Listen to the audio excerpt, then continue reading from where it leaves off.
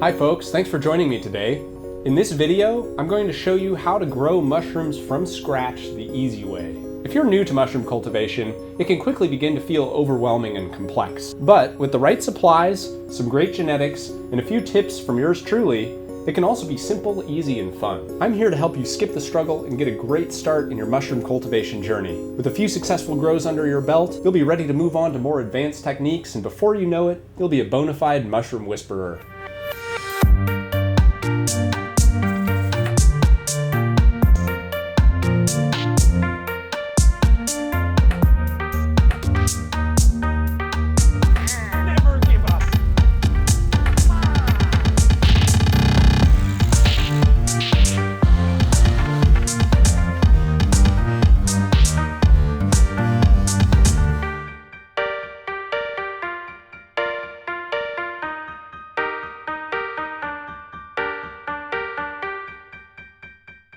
First, I'll talk about the supplies you need and where to find them. Then, I'll walk you through the 4 basic steps: inoculation, incubation, spawning, and fruiting. At the end, I'll talk about harvest, storage, and offer a few tips to help you get the most out of your grow. Everything I'll cover today is based on the Fungia Cube Kit, an all-in-one mushroom kit that I developed specifically for growing dung-loving mushrooms. If you're interested in growing wood-loving mushrooms such as lion's mane, oysters, reishi, the process is very similar, but there are some important differences. I do offer all-in-one kits of those varieties on my website, and stay tuned for some videos explaining how they work. The Fungia Cube Kit packs 7 pounds of nutritious, high-yield organic mushroom substrate and grain into a dense 7-inch cube. It comes with a specialized mushroom fruiting bag and a credit code for the liquid culture of your choice from our partners at truebluegenetics.org. Put it all together and you have everything you need to grow your own mushrooms from scratch at home, all with fast shipping and a comprehensive guarantee.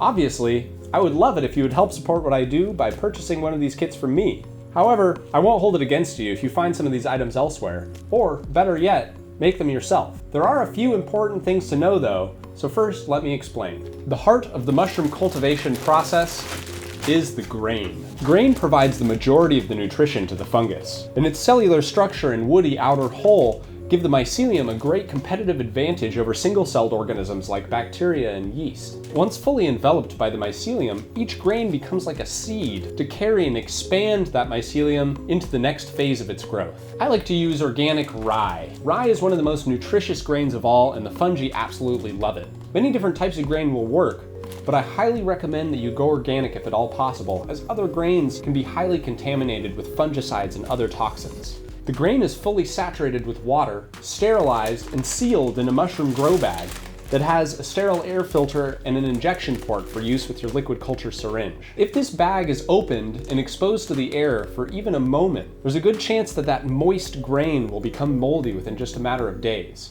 So, some extra precautions are necessary to make sure that this remains sterile during this earliest, most sensitive stage in the cultivation process. Mold spores are everywhere, and even a small amount of mold will reproduce quickly enough to outpace the mycelium, and most of the time, if even a little bit gets in there, it'll spoil the whole run. Once the grain has grown and the mycelium has a good bit of biomass, it can fend for itself, and sterility is far less of a concern. Making your own grain is quite easy, fun, and very rewarding, so make sure to check out my video on how to make your own grain spawn if you're interested in trying your hand at it yourself.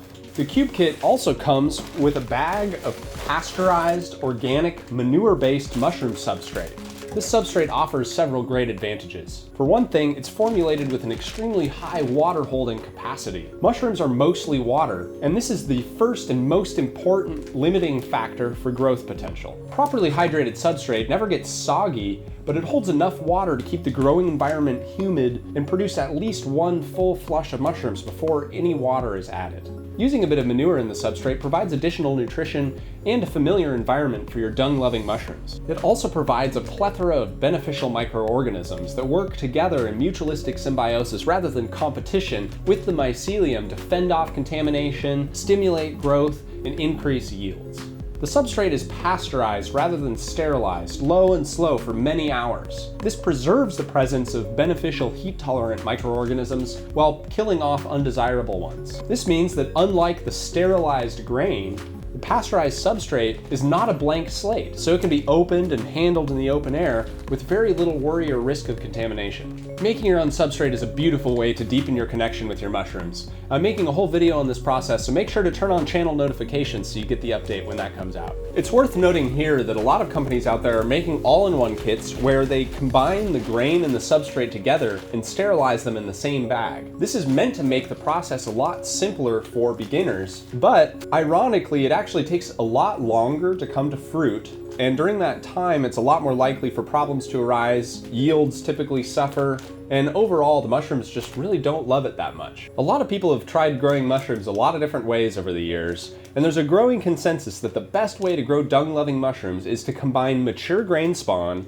with pasteurized manure-based substrate in a 1-to-1 ratio. I figure it's really not that much harder to just combine the spawn and substrate together, and it makes the fungus a lot happier, which I think makes us happier. So that's why I designed the Fungaia Cube Kit as a two-part process. It's also worth noting really quick that the substrate comes in a large, specialized mushroom fruiting bag. It's got a very large air filter on the top, and this is to allow air exchange as the mushrooms actually grow inside of this bag. I always include a couple of paper clips, so once you cut this open and mix the grain spawn in the spawning stage, as we'll see in a little bit, that you can just pinch this closed and use this as a self-contained all-in-one fruiting system. Now, these bags are great as just a simple, cheap, out-of-the-box solution, but they do have a few problems. They're not gonna give you the highest possible yield. So what I really recommend is that you get the most out of your kit by using a monotub, and I'll explain that in detail at the end of the video. The last thing you'll need is a starter culture of your favorite dung-loving mushroom.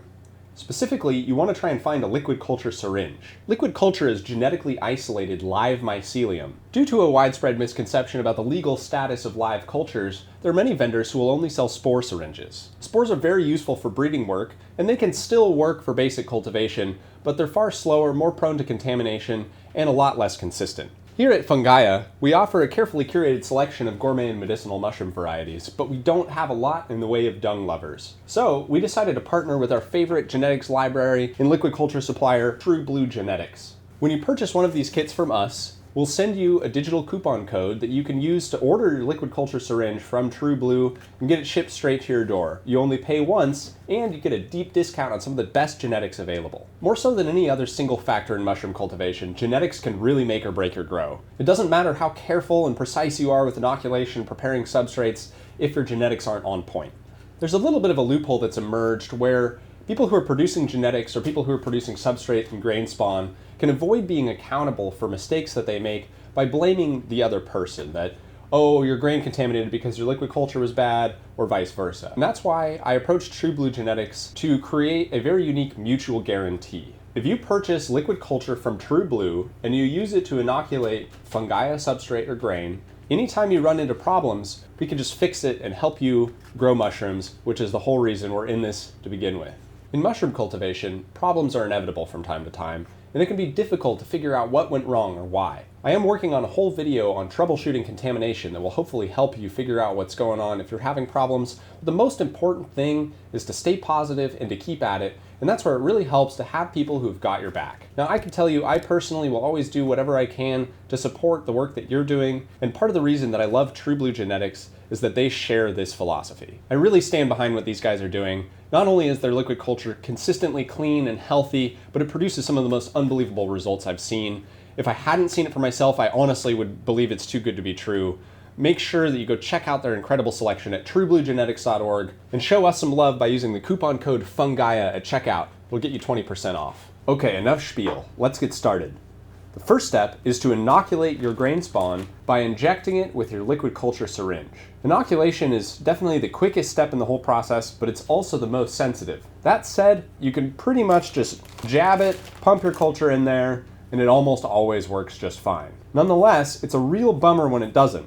So in my opinion, it's well worth taking a couple extra steps to be super careful and do this right. First of all, your liquid culture syringe will usually come with a little single-use alcohol swab.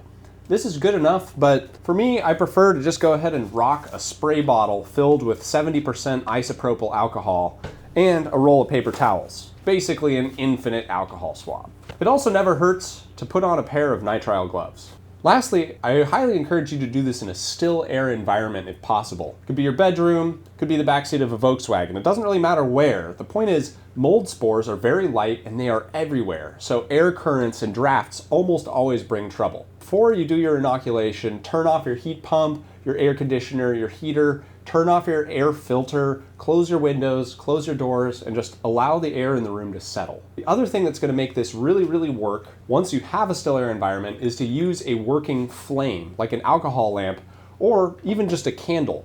A working flame is actually remarkably effective at producing a rising column of heat that will create a semi-sterile environment to work in around the base of that flame. It also embellishes the ritual and creates some nice ambiance, as this is magic after all. Gather your supplies: grain bag, syringe, needle, amulet. Now, you can light your working flame and recite your incantation. Repeat after me. Owa Tagu Fayam. Owa Tagu Fayam. Owa Tagu Fayam. Owa Tagu Fayam. Owa Tagu Fayam. Owa Tagu Fayam. Owa Tagu Fayam. Owa Tagu Fayam. Actually, that part is totally optional. Spray a generous amount of alcohol on a paper towel and wipe down your work surface, gloves, syringe, and the injection port on the grain bag, then allow it to dry. For these next steps, you'll want to work quickly and decisively to minimize exposure time. Peel open the needle, uncap the syringe, and screw the needle on. Uncap the needle and gently insert it through the injection port on the bag. The needle is extremely sharp, so be careful not to puncture the back of the bag, or yourself. Steadily inject the full syringe into the bag, spraying it across the surface of the grain. Gently remove the needle and immediately peel and stick the included tape over the hole. A piece of clear packaging tape also works just fine. Make sure that the alcohol is evaporated first or the adhesive won't stick. Rub it down well with your fingernail to make sure you got a good seal. There. Take a deep breath. You're out of the woods. From here on out, cleanliness is advisable, but total sterility is unnecessary. Label the bag with a mushroom variety and inoculation date.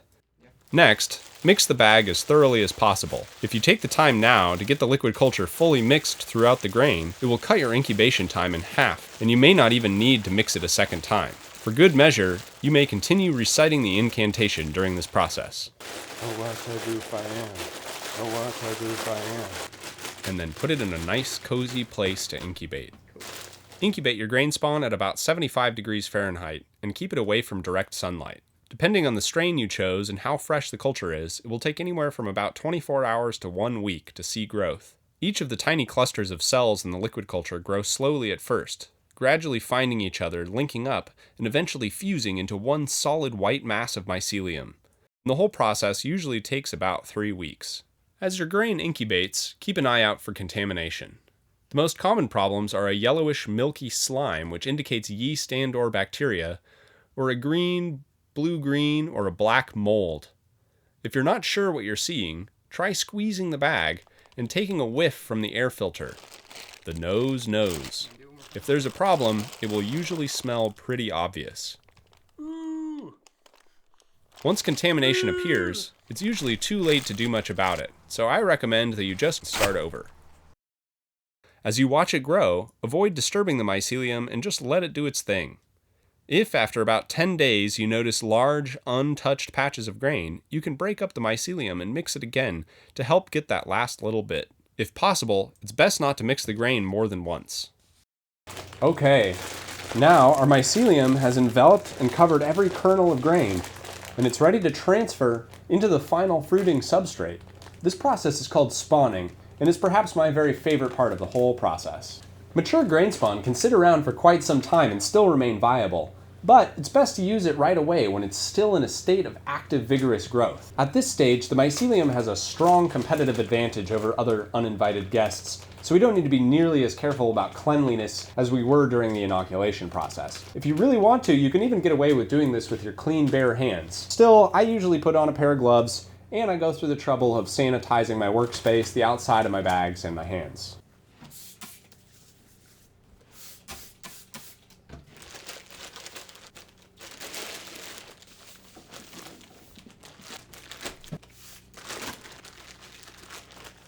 Cut open the substrate bag and smush it around a bit to loosen it up. Then stand it upright. Next, crumble up the grain spawn and cut open the bag. Take a deep whiff. The smell of mycelium is one of the most wonderful, comforting, earthy aromas you'll ever get to experience. At this point, many folks like to set aside 2 or 3 handfuls of substrate to spread over the top at the end. This is called a casing layer, and it's meant to create a buffer where mushrooms can easily form. It's not a necessary step, but I think it helps. Now, simply dump the grain into the substrate bag and mix it all together.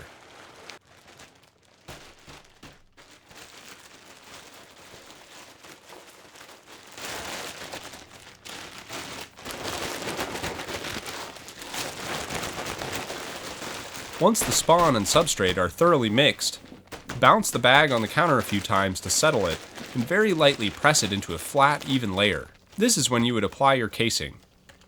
Next, I like to scratch up the surface a bit with my fingertips to create some texture. Mushrooms love to begin to form in the sheltered little nooks and crannies. Finally, fold the top of the bag and use the paper clips to pinch it shut.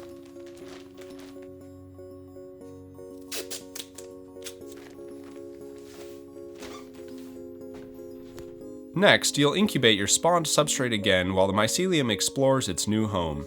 It usually takes about 2 weeks for mushrooms to begin to form. During this time, resist the temptation to open the bag and avoid any unnecessary exposure. Just like for the grain, 75 degrees Fahrenheit is the sweet spot for incubation. Contrary to popular belief, mushrooms need light to grow. They like about as much as shade-loving houseplants. Ambient natural light is great, and grow lights designed for seed sprouting work quite well, but just about any daylight spectrum bulb will do. However, make sure to keep your fungus out of direct sunlight. Once the mycelium has expanded to fill the majority of the substrate, it will sense that it is running out of space. With nowhere else to go, it will put all of its energy into reproduction. This process begins from tiny primordia, also known as pins. At first, they look just like little bumps. As they grow, they start to form distinct rounded caps. When mature, they open, flatten out, and continue to curl upwards as they release their spores. Most folks like to pick their mushrooms just as they begin to open and break the thin veil connecting the cap and stem, before they begin sporulating. This is really a matter of personal preference, though younger fruits tend to keep better. Harvest your mushrooms by gently twisting and rocking them back and forth to tear them from the surrounding mycelium. Use your fingernail or a sharp knife to scrape or cut the substrate from the base of the mushroom.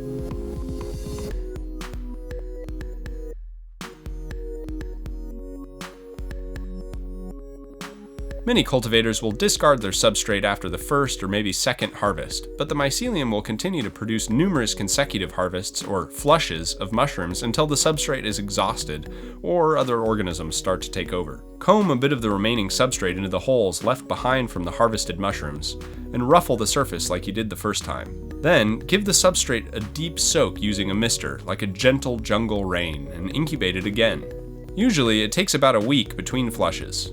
Fresh mushrooms will only last a matter of days, and freezing them destroys the cellular structure, turning them into useless mush once they thaw. The best bet for keeping them around long term is to dry them. For best results, dry your mushrooms at room temperature. Try not to get them much higher than 105 degrees Fahrenheit, or you risk degrading the desirable biochemicals. Once they feel crispy to the touch, seal your mushrooms in an airtight container with a silica desiccant packet. This part is important, as even the small amount of remaining moisture will be enough to spoil them.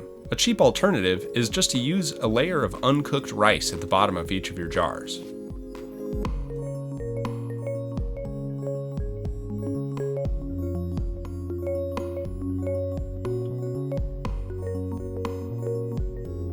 As I mentioned earlier, the mushroom fruiting bags that come with the Fungia Cube Kit are great for a simple, cheap, out-of-the-box solution, but they aren't perfect. For one thing, they're really just not quite big enough. We want a little bit more air space to the volume of substrate.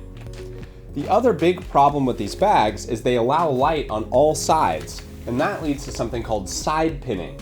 That's when mushrooms are trying to grow anywhere they can find light, and so they'll get smushed and deformed along the outside and bottom of the bag.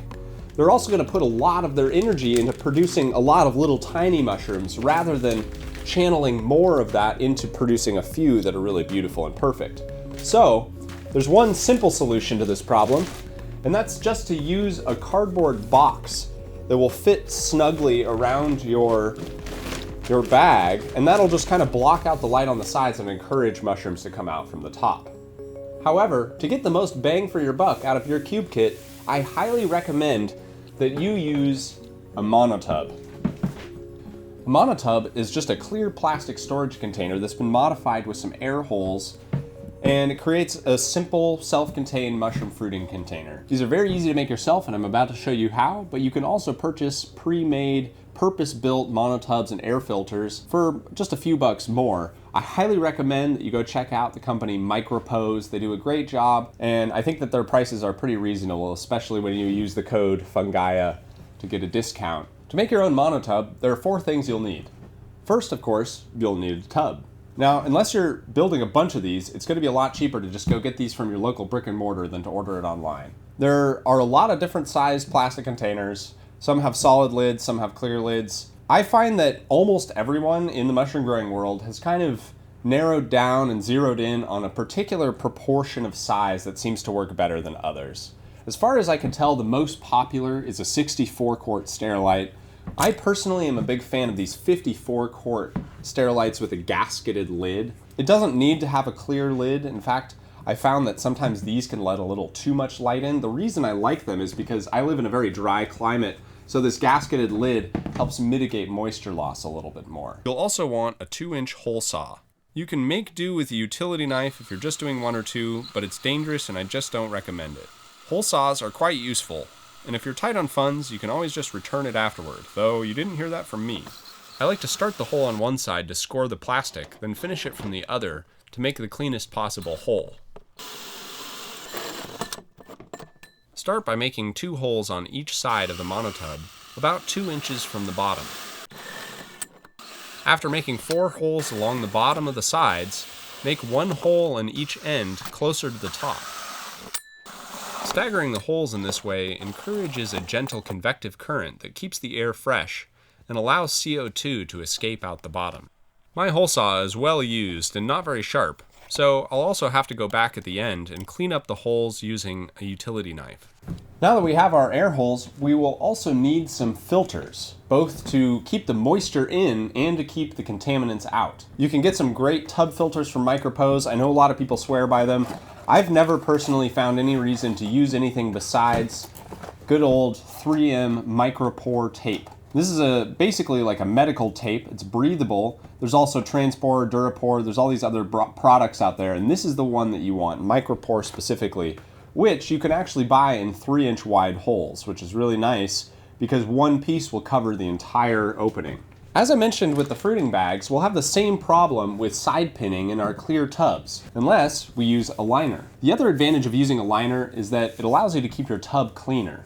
Once you're done with your grow, you can just pull out the liner, take that to the compost, spray out your tub, and it's ready to go for the next round. For this, we just use a basic black plastic trash bag. All right, let's get started. First, we're gonna clean out the tub thoroughly with a paper towel and our 70% isopropyl alcohol.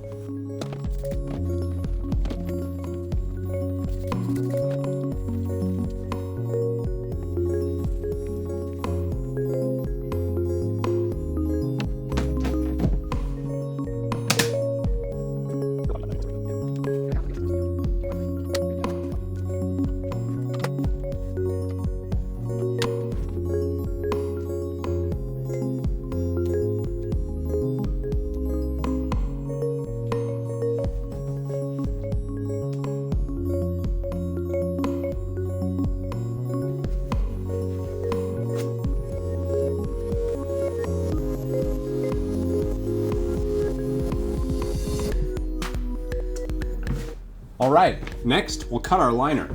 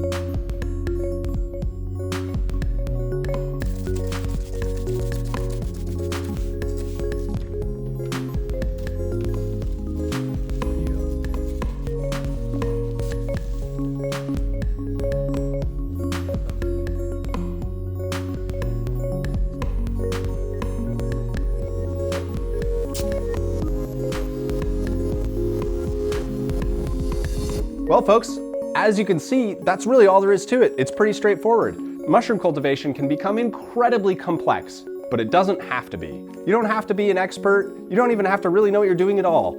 Just about anybody can grow mushrooms the easy way, especially when you use a Fungia cube kit in conjunction with True Blue Genetics liquid culture. I hope this video has been illuminating for you, and I really appreciate you taking the time to watch. We've got a lot more in the works over here at Fungia, so make sure to turn on channel notifications so you don't miss out on any of our upcoming videos. Obviously, I would be thrilled if you would help support what we do by purchasing one of these kits from us, and it makes a big difference for us if you support our sponsor as well at truebluegenetics.org. Use the coupon code FUNGIA to get a great discount and to let them know that we sent you. True Blue Genetics is a fabulous company that obviously cares a lot about what they do, and they care about their customers' success.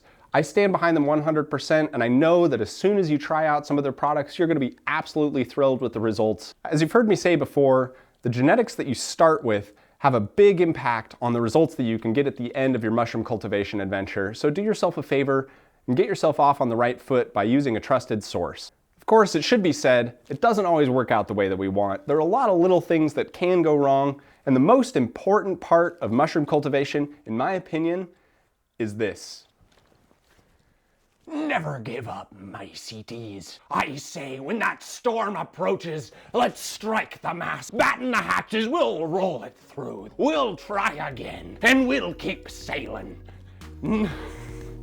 My name is Paul Lynn, and I'm here to help make mushroom cultivation education as accessible as I can as part of my life dream to start a free school where we can all teach and learn together about how to deepen our connection with each other, ourselves, and our world. Thanks so much for tuning in. We've got a lot more in the works, so follow along. And in the meantime, much love. Catch you on the next one.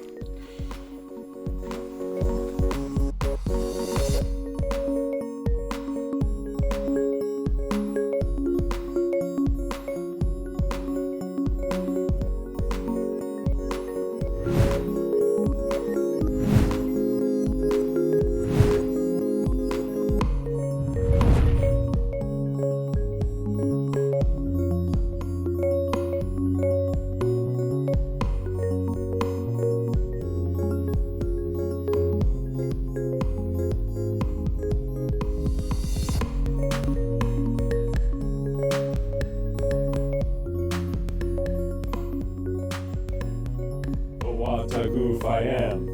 Owatagoof I am. Owatagoof I am.